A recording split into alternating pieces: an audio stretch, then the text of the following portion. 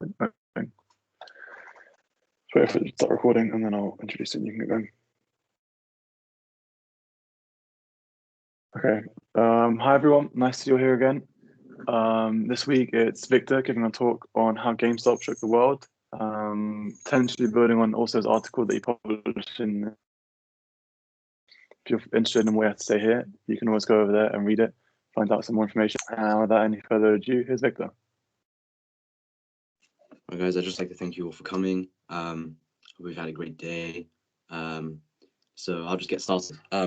So my presentation today is how GameStop shook the world. If you're not aware, GameStop in the past couple of weeks has caused quite a lot of noise in throughout the world really. So GameStop shook the world in much of the same way that the financial crisis 2008 and the following bailout, kind of angered lots of people. The image to my left is Wall Street bankers celebrating after they received the bailout from the American government, despite them causing the financial crisis in the first place. Most of us weren't conscious or could vividly remember the consequences of this bailout and the consequences of the mistakes that the Wall Street bankers made, but I think everyone here knows what happened in 2008 and what happened to the average person. And I think my talk today is really going to concentrate and talk about how as members of Generation Z, the next generation, we don't really remember the 2008 crisis, but I think what we will remember, what our first taste of kind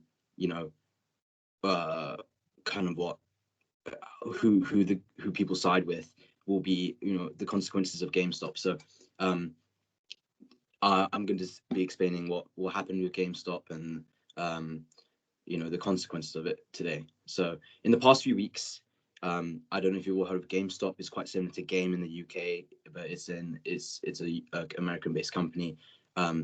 They sell video game consoles, all sorts of figurines and stuff.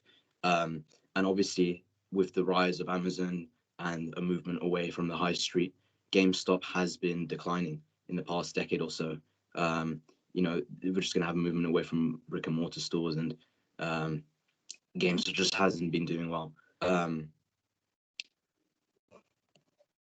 So first, before I talk about what actually happened with GameStop, I just like to preface this with this is not financial advice. You should definitely not. I mean, it's practically over now, but you should not take this at all as any financial advice. This was an extreme anomaly. So I'm just going to cover the basics of what you really need to know to understand what happened recently before I talk about what actually happened. So first, you need to have knowledge of what shorting is. So if you read, I think I've given quite an extensive explanation on the board, but if you, I'll explain it myself. Shorting is when someone goes to their broker and borrows a stock in anticipation of the stock or the whatever entity of falling in value. So, for example, as I've said here, I could go to the maths department and I could borrow one calculator from them. I would sell it immediately for $50 or £50 in this case, and I would have, they give the maths department will give me a contract in which I have to return the calculator, and within that contract I will have to return it, and at whatever price it is at the end of the 30 days. So I say at the end of the 30 days, I'm lucky, the calculator has fallen to $25. I buy it from someone else, say for example Matthew. I would buy a calculator from him and I would return it to the brokerage, because they don't want the value of the calculator, they just want the calculator back. So I would return the calculator and I would pocket $25, because remember, I sold it for $50 and then I used half of that $50 to buy the calculator back. The only problem with shorting is that technically you can use an infinite amount of money, because say all of a sudden, I don't know, there was an explosion in where the calculator factory, and it was A-level season and everyone needed the calculators. The calculators could reach crazy levels, and they could become worth like $200, and all of a sudden I have to pay $200 to buy a calculator so I can return it to the master department. So if you have once you understand shorting, you can mostly understand what happened with GameStop. It was at the center of what is known as a short squeeze, where basically a bunch of people and entities on Wall Street, hedge funds, had to short short GameStop and drive it to the ground, because they had seen that obviously it had been ailing in the past decade, had been declining, and then obviously the coronavirus pandemic really like accelerated that. So they decided to short GameStop, but rather short-sightedly, and there isn't much regulation within this part of the market, so they shouldn't really have been allowed to do this. But at one point, they had shorted 220% of the float, which is how much stock is actually available to trade. Obviously, that if you get away with it, then you make a lot of money. But in this case, a group of people on the internet, on the forum, Our Wall Street Bets on Reddit, identified that, and they really spread the word. They told everybody about, oh look, all of a sudden this company is like extremely shorted, and if you buy into it now and you hold it, when the shorts expire, or like as I said previously, the analogy of the calculator, at the end of the 30 days, when the master department want their money back, or in this case, when the brokerage want their GameStop stocks back, the hedge funds will have to buy from whomever. And in this case, I'll refer to them as from now on as the Redditors. You'd have to buy the stocks from the Redditors themselves, and since it's 220% of the available stock, that's an incredible amount of demand. That's obviously more demand than what is actually available. So the price will just skyrocket. And we really saw the effects of that. And, there's a combination of what some might say is the short squeeze themselves. Some might say it was just, people pumping the stock, because all of a sudden, millions of people who'd never really been interested in stocks before all of a sudden jumped on GME. But there was just a huge exponential increase from, as you can see on the board, $2.57, the lowest for GameStop in 2020, to a high of $483. And some people anticipated to go up again, but I'll touch on that later. Obviously, this huge increase in money, no one really knows. So as I said previously, I shorted the calculator at $50. No one really knows what the hedge fund shorted GameStop at. It could be 130, it could be 50, it could even be $2.50. And in that case, either way, they lose an incredible amount of money by it reaching $483 and being able to reach even higher. So they decided to kind of change that, and because they were losing so much money.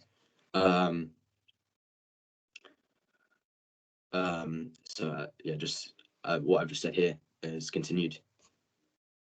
So allegedly, and I just preface this, that I think there is proof, but it's since this is such a David and Goliath movement, or what it's perceived to be, that there's a lot of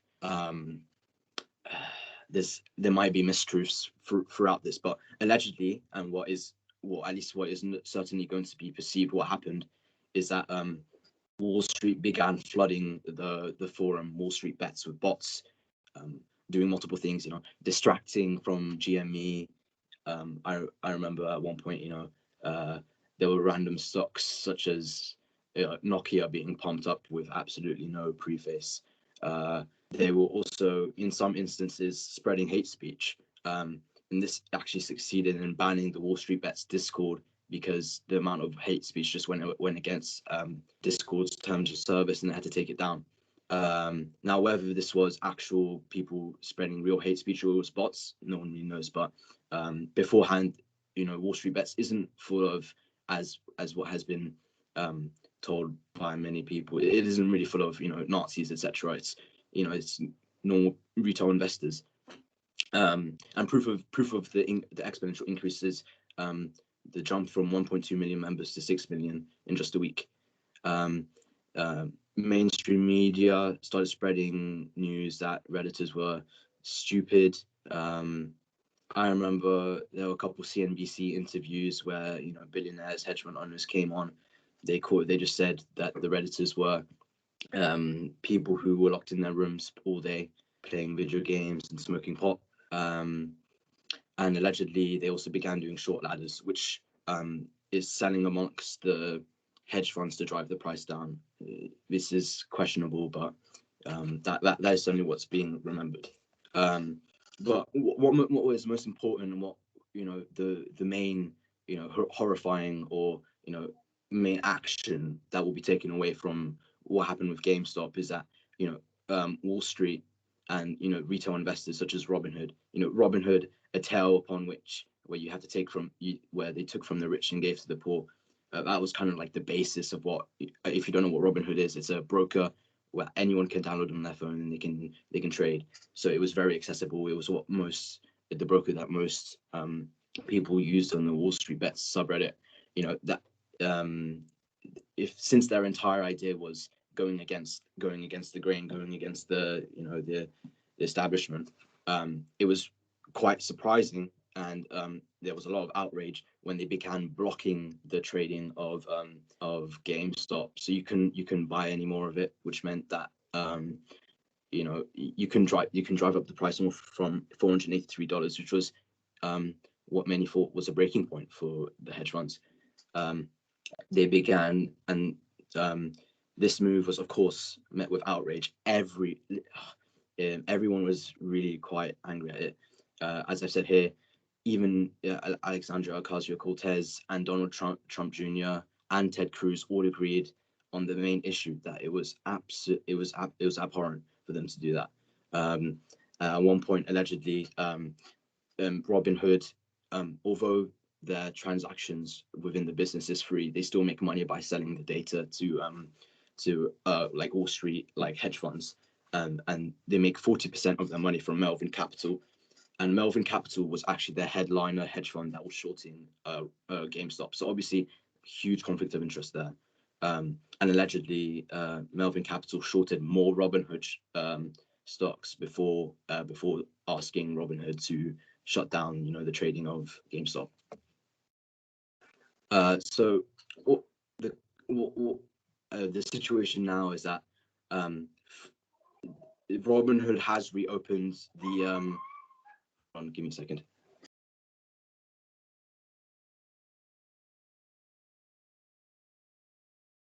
Sorry. What's happened now is that Robinhood did reopen the trading of GameStop, but it was too little too late. There's already class action lawsuits being passed, etc. And the momentum has certainly fallen off GameStop. It's now fallen all the way down to $50. It was a slow decline. But I think it really showed. I mean, I don't know if you guys were following the news at the time, but it really showed the power and the passion behind the people versus the big boys on Wall Street. There were I know some people who they'd never traded before, and they went they put a lot of money into GameStop, not really to make money, but just to make a point.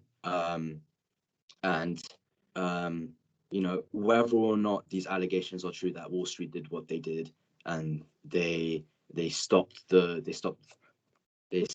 backstop, and they just stopped losing the money. What will be remembered is that they were corrupt as they were in 2008. And I think, for me personally, I don't really remember 2008. I don't really remember the consequences, but I will definitely remember this. And I'll remember, I don't want to say corruptness, but I'll remember, the who's out for who. That's what I remember. So, yeah. So here's the discussion points, and if anyone has any questions, I think I'll start with the first question. I don't really know how this works, so Matthew, could you help me here? Breakout rooms, I think you're working right. Firstly, thank you, Victor. Great talk. Really interesting. You seem like you know a lot what you're talking about. So I'm going to ask if anyone has any general questions right now Raise your hand, unmute yourselves, however you feel like you want to make yourselves known. And Vibe has his hand raised, so yeah, if you want to unmute yourself or type it, Victor can answer your question. Yeah. So, do you think hedge funds will continue shorting stocks, and do you think they will keep doing like this to other stocks? I like to say they'll learn their lesson, but this also happened in 2008 with Volkswagen. And for a moment, Volkswagen was more valuable than all other car companies combined because of a similar situation with a short squeeze. But I certainly think, how public this was, we're definitely going to see regulation. And I think hopefully they'll learn their lesson.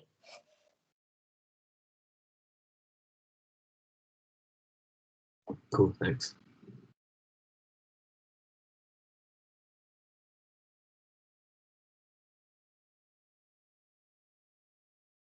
Shrey, you've got a question. Yes. So after 2008, obviously the governments around the world, they introduced stricter regulation, especially on, 2008 was caused by mortgage crisis, so they regulated that. What type of regulations can the government put in to stop this? How do they regulate the stock market? Well, what I've been reading so far is that they're just going to try and, because as there's literally no restrictions in the options and shorts market, which is kind of like the where you can lose the most money. So I definitely think that in response to your question, they'll probably just limit as to how much a hedge fund can put in into shorts, or anyone can put into shorts, or they'll be regulating to check that the short interest, or how much, like I've said, the percentage instead of it, they'll try and limit it to a reasonable number. Yeah, it's just there's gonna be a clampdown. I think it's a bit too soon to say. This situation is still ongoing. The peak of it was a fortnight ago, so there's still and with the coronavirus pandemic, it's not really a big issue topic, but I think there'll definitely be some restrictions in the future. Ruby has a question. Thanks for the talk. Do you think the hate against Wall Street and the financial market is justified? Or do you think that actually there have been a lot of benefits, but people haven't taken them into account? I'm guessing, could you elaborate on what you think those benefits are? So the function of the financial system in helping people borrow and making people confident in their savings, and that they're going to be able to withdraw their savings, things like that. Do you think people have forgotten the contribution that the financial market has made, or is this sort of hatred against Wall Street justified? I think it's quite a loaded question. I think people kind of view, I think, the markets, at least from my perspective, in two different perspectives. There's kind of like the side where they